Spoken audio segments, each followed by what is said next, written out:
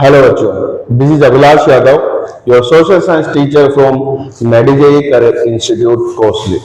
बेटा, जैसे कि हम लोगों ने कल जो चैप्टर स्टार्ट किया था पॉलिटिकल साइंस का, आउटकम ऑफ डेमोक्रेसी, कल हम लोगों ने बातें की थी किस चीज के बारे में, थोड़ी बहुत डेमोक्रेसी के बारे में, थोड़ी बहुत अकाउंटेबिलिटी के बारे में, और थोड़ी बहुत किस चीज के बारे में बातें की थी बेटा, हम लोगों ने ट्रांसपेरेंट गवर्नमेंट या फिर ट्रांसपेरेंसी के बारे में बातें की थी। अब हम लोग थोड़ा सा आगे चलते हैं, ठीक है बेटा। अब आउटकम्स कैसे आएंगे, क्यों आएंगे बेटा, ठीक है। सबसे पहले हम लोगों को यह बात पता है कि डेमोक्रेसी क्या काम करती है बेटा, ठीक है। डेमोक्रेसी क्या करती है बेटा, ठीक है। सबसे पहले व्हाट इट डज, ठीक है बेटा,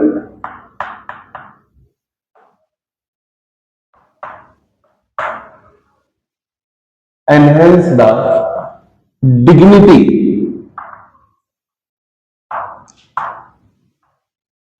of citizens,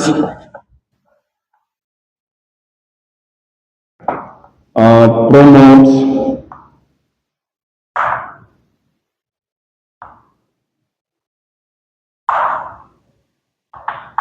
equality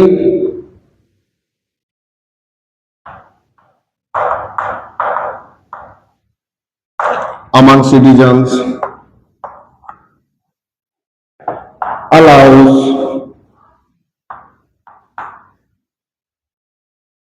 room to correct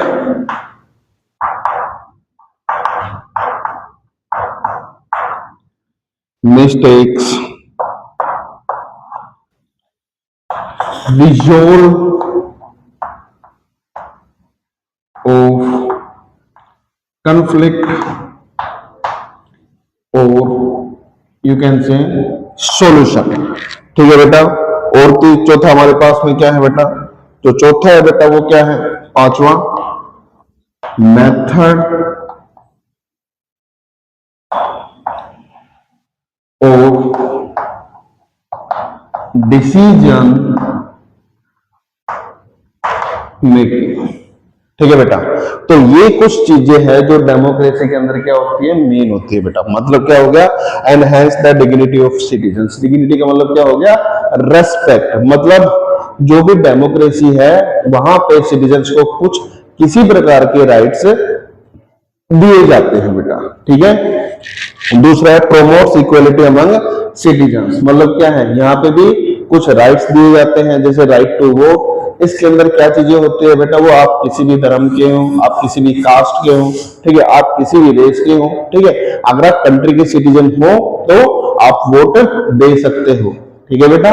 यहाँ पे किसी प्रकार का कोई धर्म नहीं देखा जाता, वोटिंग के अंदर कुछ नहीं देखा जाता बेटा, एवरीवन इज इक्वल, ठीक है बेटा।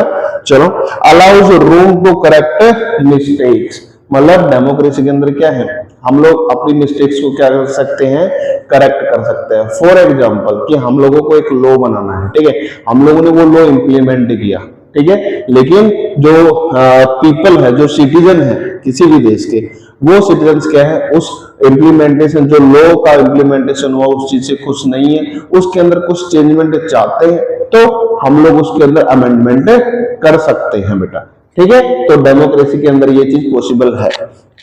रिजोल्व ऑफ कंफ्लिक्ट, अगर कभी भी किसी प्रकार से कोई भी कंफ्लिक्ट की सिचुएशन आ जाती है तो हमारे पास में क्या है, एक जुडिशरी सिस्टम है जिसके अंदर हम लोग कोर्ट्स में जाके उस कंफ्लिक्ट की सिचुएशन या फिर उस कंफ्लिक्ट को रिजोल्व कर सकते हैं, उसका सॉल्यूशन हम लोग निकाल सकते हैं बेटा, ठीक है।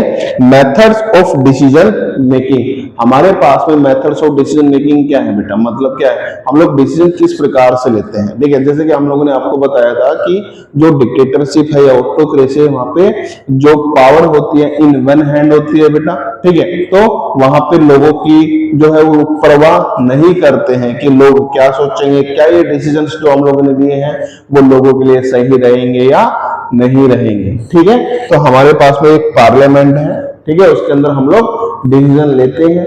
कौन लेता है डिसीजन, जिनको हम लोग चूज करके भेजते हैं पार्लियामेंट में, जैसे एमपीज, मेंबर ऑफ पार्लियामेंट, ठीक है बेटा। चलो, अब ये 5 चीजें जो है वो मेन है बेटा, ठीक है, इसको आप लोग नोट कर लेना, ओके। चलो अब आगे चलते हैं बेटा इसके अंदर।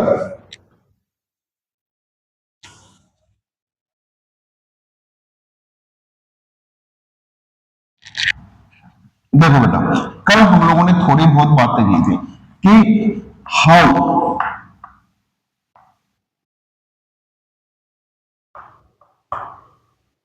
Democratic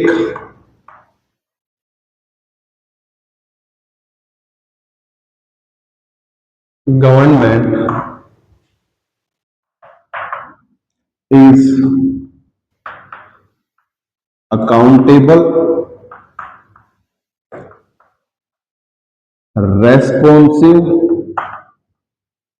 and legitimate।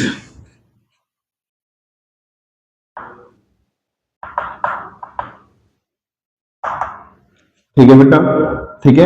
ये एक क्वेश्चन अराइज होता है इस चैप्टर में। तो देखो, अकाउंटेबल का हम लोगों ने मतलब क्या बताया था, जवाब दे। ठीक है, अब यहीं पे एक वर्ड यूज हुआ था बेटा, आप लोगों ने ध्यान दिया हो तो, अकाउंटेबल के साथ में एक वर्ड यूज हुआ था बेटा, ट्रांसपेरेंसी बेटा। ठीक है, पारदर्शिता। ओके, कैसा था बेटा, मैंने कल आपको एक एग्जांपल दिया था, सड़क का एक एग्जांपल दिया था बेटा। जैसे कि किसी भी एरिया के अंदर अगर कोई सड़क बनने वाली है, ठीक है, तो उस समय के ऊपर क्या है, अब सड़क बनने वाली है तो हम लोग क्या करेंगे बेटा, उसके अंदर हम लोग ये काम करेंगे कि भाई इंफॉर्मेशन लेंगे उनसे, जो उसने भी सड़क बनाई है। हम लोग एक इंफॉर्मेशन लेना चाहेंगे कि भाई जो सड़क बनाई आप लोगों ने उसके अंदर खर्चा कितना है, जो सड़क बनाई आप लोगों ने उसके अंदर मटेरियल क्या क्या यूज हुआ।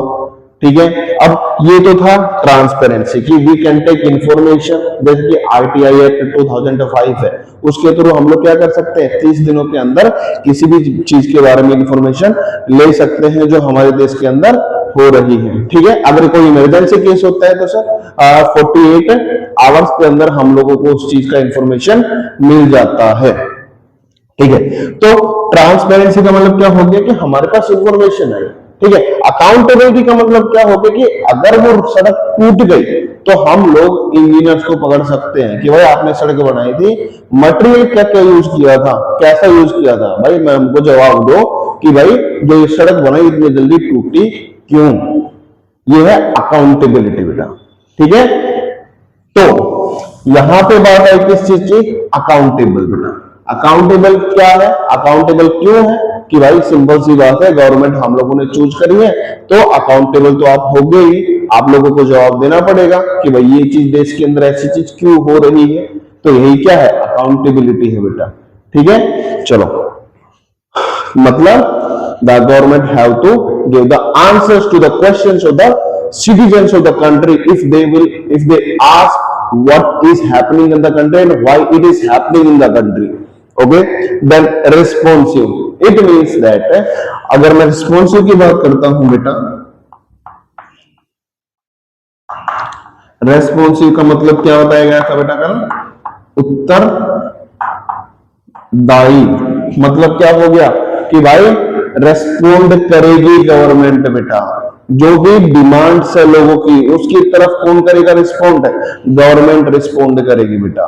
ठीक है, अब इन लोगों के पास में लोगों ने कुछ डिमांड उठाई, उस चीज के ऊपर क्या करेगी गवर्नमेंट, किसी न किसी प्रकार का एक्शन लेगी। अगर किसी जगह के ऊपर अगर ये लगता है कि भाई पानी की कमी हो रही है, गवर्नमेंट को रिस्पॉन्ड करना पड़ेगा। अगर किसी जगह के ऊपर कुछ नेचुरल डिजास्टर हो रहा है, गवर्नमेंट को रिस्पॉन्ड करना पड़ेगा बेटा।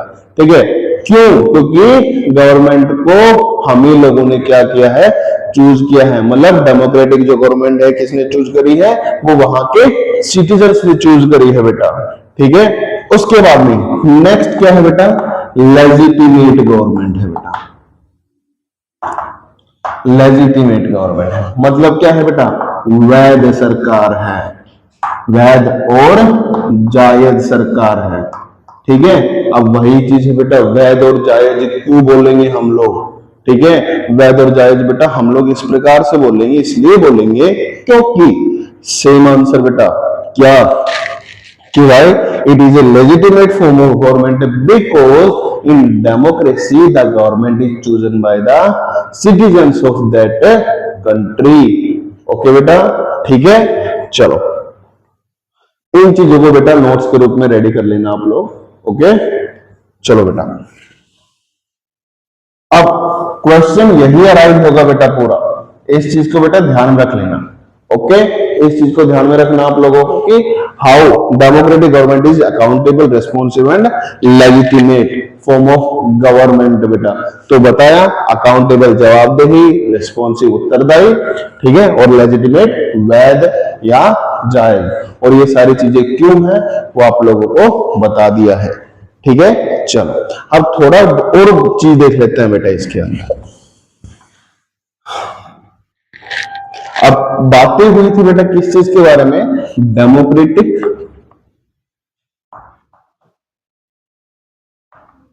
And non democratic. अगर देखो बेटा, अगर मैं डिसीजन की बात करता हूं,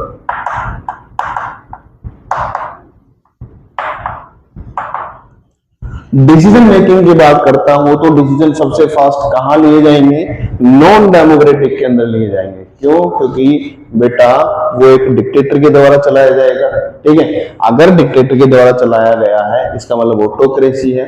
अगर ऑटोक्रेसी है मतलब हमेशा डिसीजन उसी का मान्य होगा जो रूलर होगा बेटा। ठीक है, तो वहां पे डिसीजन मेकिंग क्या होगा, फास्ट होगा। डेमोक्रेटिक के अंदर डिसीजन मेकिंग क्या होगा, स्लो होगा। ठीक है बेटा, चलो अब बात आ गई डिसीजन मेकिंग की। तो अब डेमोक्रेटिक के अंदर डिसीजन मेकिंग अच्छा क्यों, क्योंकि वहां पे लोगों के बारे में सोचा जाएगा, लेकिन नॉन डेमोक्रेटिक के अंदर लोगों के बारे में सोचा नहीं जाएगा। अब सपोज करो बेटा, अगर कोई नॉन डेमोक्रेटिक कंट्री है, अगर उसका कोई लीडर है वो बहुत अच्छा है, वो लोगों के बारे में सोचता है, तो ये चीज सोचो एक बार बेटा आप लोग कि उसका डेवलपमेंट कितना होगा। ठीक है, तो इस चीज को एक बार सोचो। ठीक है, कई बार क्वेश्चन अराइज होता है बेटा, क्या क्वेश्चन अराइज होता है कि which form of government is ideal for citizens and why. ठीक है, और आगे क्या हो गया कि डेमोक्रेटिक और नॉन डेमोक्रेटिक बेटा।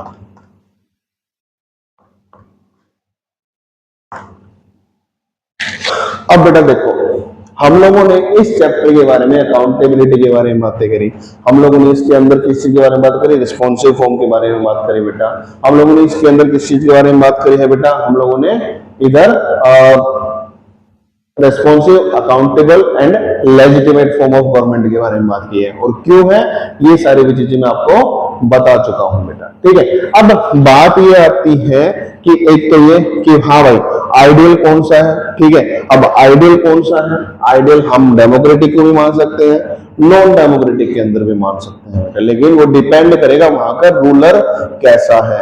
अब अगर मैं बात करूं डेमोक्रेटिक, डेमोक्रेटिक के अंदर डिसीजन मेकिंग बहुत स्लो है। क्यों? क्योंकि बहुत सारे प्रोसीजर्स को फॉलो करते हैं। ठीक है, इसका मतलब क्या हो गया, डिसीजन मेकिंग के अंदर डेमोक्रेटिक में, ठीक है, प्रोसीजर्स होते हैं बेटा, प्रोसीजर्स, बट नॉन डेमोक्रेटिक में नो प्रोसीजर, नो प्रोसीजर बेटा, ओनली डेलिब्रेशन बेटा, ओनली डेलिब्रेशन, मतलब डेलिब्रेट करता है, वो जानबूझकर डिसीजन देगा सारी की सारी चीजें बेटा। ठीक है, वो बोलेगा वही क्या बन जाएगा, लॉ बन जाएगा बेटा। ठीक है, चलो आगे देखते हैं बेटा। इस चीज के बारे में बेटा आप लोगों को नोट करना है, और इस चीज का क्वेश्चन का आंसर आप लोगों को लिखना है। आप लोगों को इस क्वेश्चन को आप लोगों को समझ के वो काम करना है बेटा। ठीक है, अपनी समझ से इस चीज का आंसर लिखना है बेटा। ठीक है, चलो अब आगे हम लोग बात करेंगे अगली वीडियो के अंदर। ठीक है, कि भाई डेमोक्रेटिक गवर्नमेंट के अंदर और नॉन डेमोक्रेटिक के अंदर क्या क्या चीजें ऐसी हैं कि हाँ भाई हमारा जो इकोनॉमिक डेवलपमेंट है वो ज्यादा है, या फिर डेमोक्रेटिक के अंदर वो इकोनॉमिक डेवलपमेंट ज्यादा है, या फिर नॉन डेमोक्रेटिक के अंदर इकोनॉमिक डेवलपमेंट ज्यादा है। पॉवर्टी रेशियो जो है वो कहाँ पे कम हुआ है, जो इनइक्वालिटी है, ठीक है, इनइक्वालिटी वो डेमोक्रेटिक में ज्यादा है या नॉन डेमोक्रेटिक में ज्यादा है, करप्शन जो है वो कहाँ पे ज्यादा है, डेमोक्रेटिक में है या नॉन डेमोक्रेटिक के अंदर है। तो ऐसे बहुत सारी चीजें हैं, ठीक है, उस चीज के बारे में हम लोग बात करेंगे इन द नेक्स्ट वीडियो बेटा, ठीक है, तब तक टेक केयर,